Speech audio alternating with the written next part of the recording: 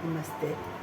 सबसे पहले तो मैं अपने प्यारे प्यारे दोस्तों का शुक्रिया अदा करती हूँ, जिनका ढेर सारा प्यार मुझे मिल रहा है और उनकी सपोर्ट और उनके प्यार के करके ही मुझे वीडियो बनाने की बहुत ज़्यादा इच्छा होती है। इस प्यार के करके मैं आप लोगों की बहुत ज़्यादा आभारी हूँ और इसी के साथ में नानी के पकवान में आप सबका मैं स्वागत करती हूँ। आज रक्षाबंधन है। रक्षाबंधन पर सभी लोग कुछ ना कुछ घर पे मीठा बनाते हैं, तो मेरी भी सवेरे सवेरे इच्छा हुई क्यों ना मैं कुछ मीठा बनाऊँ, और उसके लिए मुझे प्रसाद बनाने की इच्छा हुई। मैं आज आपको रक्षाबंधन पर प्रसाद बनाना बताऊंगी, क्योंकि प्रसाद एक ऐसी है जो हम कभी भी घर में कोई भी खुशी होती है, पाठ पूजा होती है, हमेशा हमारी इच्छा होती है कि हम थोड़ा सा प्रसाद बना लें। प्रसाद आटे का हलवा, जिसे हम जब खास त्यौहार में बनाते हैं तो उसको प्रसाद का नाम दिया जाता है। तो मैं आपको बिल्कुल तरीके से बताऊंगी, सेम आप उसी तरीके से बनाओगे तो आपका प्रसाद या आटे का हलवा कह लो बहुत ही अच्छा बनेगा।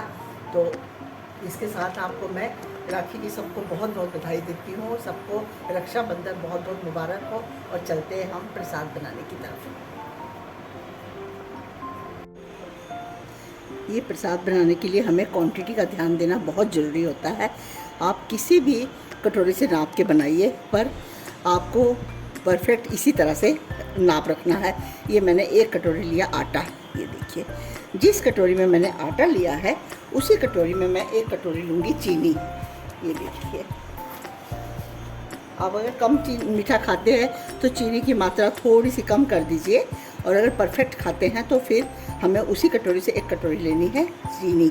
अब हम इसी कटोरी से एक कटोरी का चौथा हिस्सा लेंगे घी। बस इसके लिए इतनी ही सामग्री चाहिए। अभी हम बनाते हैं हलवा। चलते हैं गैस की तरफ। सबसे पहले हमने कढ़ाई को गर्म होने के लिए, अब हम उसमें उसी कटोरी से एक कटोरी से थोड़ी कम घी, थोड़ा कम जाएगा, बाकी सारी चीज़ें बराबर मात्रा में जाएगी। इसमें हमने घी डाल दिया। प्रसाद हमेशा देसी घी में ही बनाना चाहिए। अगर आप हलवा बनाते हो तो आप ऑलिव ऑयल वगैरह का भी बना सकते हो, लेकिन अगर आप प्रसाद के तौर पर बना रहे हो तो आपको हमेशा देसी घी का ही इस्तेमाल करना चाहिए। ये देखिए, ये हमारा घी अभी गर्म होने के लिए हमने रखा। घी गर्म होने के बाद देखते हैं हम। अब हम इस चीनी की चाशनी बना लेंगे। चाशनी तो नहीं बनानी है, सिर्फ चीनी जब तक घुल नहीं जाती तब तक हमें इसे बॉईल करना है। जो कटोरी में हमने एक कटोरी चीनी ली है और एक कटोरी आटा लिया है, सेम उसी कटोरी में हम 3 कटोरी पानी लेंगे। कोई 4 हिस्सा डालते हैं, कोई 3 हिस्सा डालते हैं। मैं हमेशा 3 हिस्सा डालती हूँ, नहीं तो हलवा काफ़ी गीला हो जाता है। अब इसे हम गैस पर रख देंगे। ये हमारा घी गर्म हो चुका है। अब इसमें हम ये 1 कटोरी आटा डाल देंगे। जब तक इधर हमारा आटा, धीमी आंच पर ही आटा भूनना है, गैस फुल नहीं करनी है, क्योंकि इसका कलर हल्का हल्का ब्राउन होगा। अगर आप गैस ज़्यादा करोगे तो हमारा आटा जल जाएगा, इसलिए इसे धीमी आंच पर बड़े आराम से, बड़े धीरे धीरे भूनना है। और दूसरी तरफ जब तक हमारा पानी और चीनी को एक बॉयल आ जाएगा तब तक हम आटा भूनते हैं। ये हम धीमी आंच पर अपने आटे को भून रहे हैं। इसमें थोड़ा वक्त लगता है, करीब 15-20 मिनट लग जाते हैं। और बाकी मैं आपको ये बताती हूँ कि आप अपनी क्वांटिटी के हिसाब से बनाइएगा। अगर आपको ज़्यादा बनाना है तो बड़ी कटोरी ले लीजिएगा, थोड़ा कम बनाना है तो छोटी कटोरी का नाप रखिएगा, उससे भी ज़्यादा बनाना है तो आप ग्लास का नाप रख लीजिएगा, जैसी आपकी इच्छा है।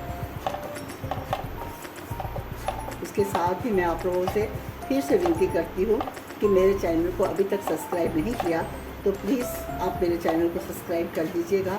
और उन सब का मैं फिर से धन्यवाद करना चाहती हूँ जो मुझे सपोर्ट दे रहे हैं, प्यारी प्यारी सपोर्ट दे रहे हैं। तो मेरी वीडियो को ज़्यादा से ज़्यादा लाइक कीजिए, शेयर कीजिए, ताकि सब तक मेरी वीडियो पहुँच सके। आप लोगों की सपोर्ट की मुझे बहुत आवश्यकता है।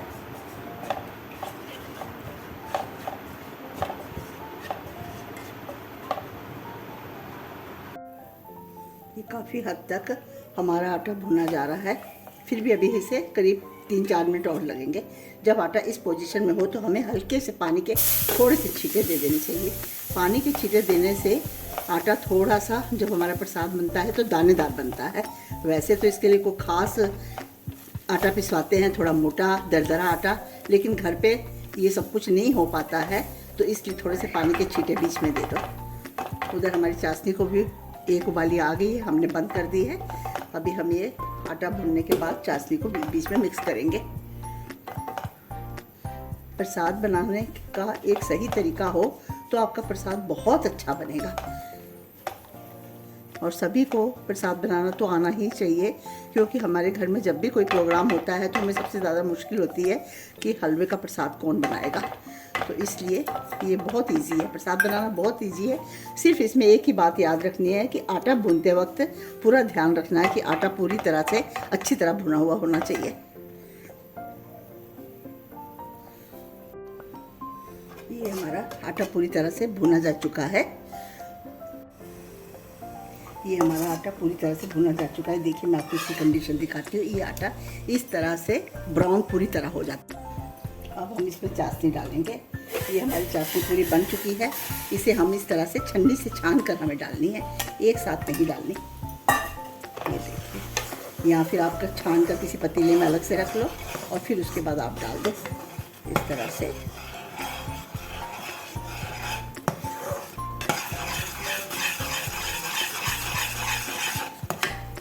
इसे तुरंत कलछियाँ मारनी है, क्योंकि इसे छोड़ना नहीं है।